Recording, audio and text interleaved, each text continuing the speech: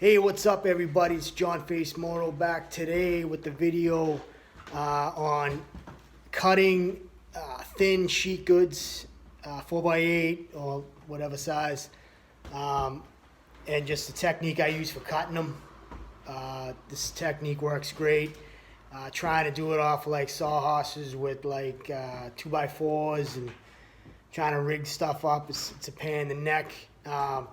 I've been using this technique for years, so I learned it from somebody else. I'm just passing it along. I figured I'd let you guys in on the secret.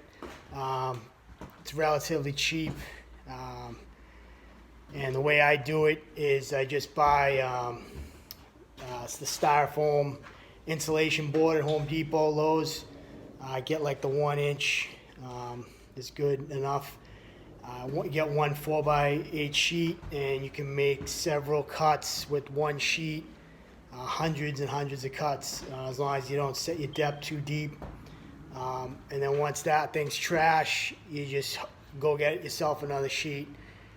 It's super easy, but I just wanted to share this information with you guys, and I'll just give you a quick overview what it looks like. As you can see, I have my I got sawhorses set up. I got a piece of plywood on there.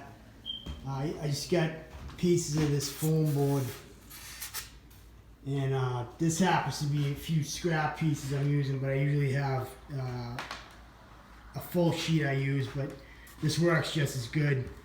As long as you got your whole 4x8 area kind of covered, these gaps don't really matter. But what you want to do is you just set the depth of your saw to just barely breaking the thickness of your material, and this gets fully supported. You have minimal, as long as you get using a sharp blade, you won't have any tear out.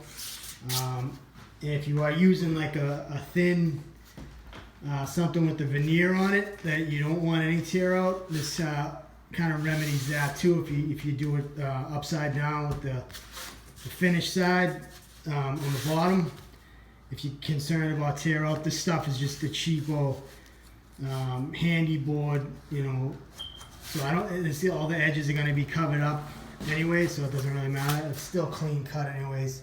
And I got a brand new 62 what is it?